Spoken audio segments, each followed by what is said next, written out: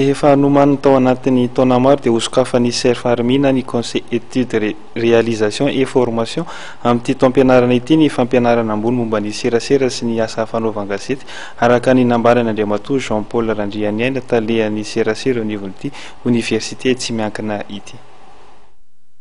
17 taona zao ny Serfarmi, institut supérieur izy io, sampam-pianarana ambony momba ny gestion et comptabilité informatisée, ny transit douane, commerce international informatisé ary koa ny management.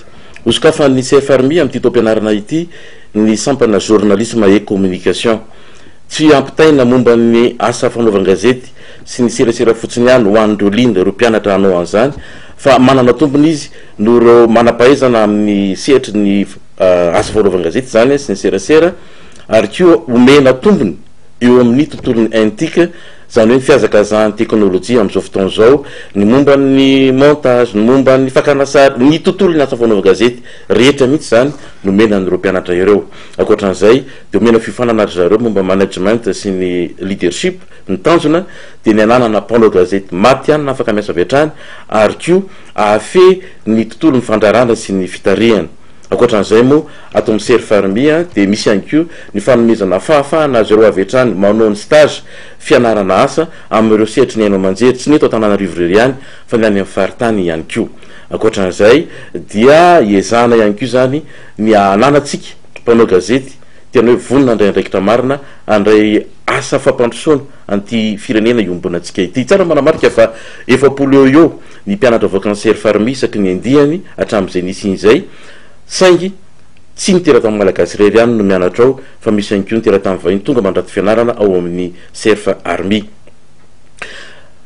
Mihetsiketsika ny tompona raiky tamin'izao fotoana izao ny sin'ny Serfarmi any Ambatondrazaka sy Antsiranana, ary marobe ihany koa nefa mangetaeta ny sin'ny Serfarmi any Mahajanga. Ho antsika eto Antananarivo efa misokatra ny fisoratana anarana anomboka ny 21 novambra zao ny taom-pianarana.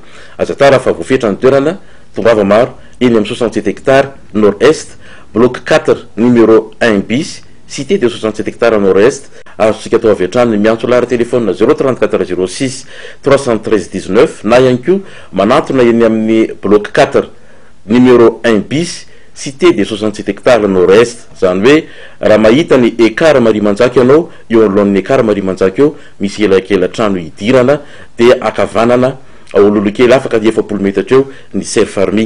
Raha ohatra indray avy aty amin'ny pharmacie mamy 67 hectares nord-est dia eo an-damosiny ny EPP no miditra dia tonga amin'ny Serfarmi ianao. Ankoatran'ireo voatanisa teo ireo zany dia hosokafan'ny Serfarmi amin'ity taom-pianarana ity ny sampana journalisme et communication.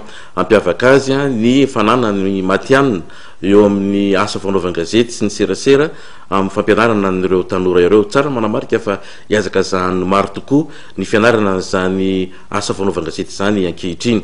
Anana tompony ireo satria ho ampianarana azy ireo avokoa ny fomba fakana sary, ny fanaovana moa, zany hoe tontolo ny asa fanaovan-gazety rehetra zany omena an'ireo mpianatra ireo. Ankoatr'izay efa vonona ny fiarah-miasa amina haino aman-jery sy ny gazety antsoratra ahafahana manao stage tsy eto Antananarivo ihany fa hatrany amin'ny faritany ihany koa. Tsara ny manamarika fa ny ao amin'ny Serfarmi dia efa miomana ihany koa amin'izao fotoana izao anokafana ny sampana izany any Ambatondrazaka sy Antsiranana, ary marobe ihany koa ny efa miandry an'izany any Mahajanga. Ho an'ny eto Antananarivo zany dia efa mandeha ny fisoratana anarana anomboka amin'ny 21 novambra ho avy zao ny fianarana. Tongava Maro fa voafetra ny toerana Serfarmi eny amin'ny cité de 67 hectares bloc 4 numéro 1 bis ao ambadiky ny EPP 67 hectares nord-est, na ihany koa miditra ny elakela trano mifanolotra amin'ny ekara Mariamanjaka eo amin'ny 67 hectares eo.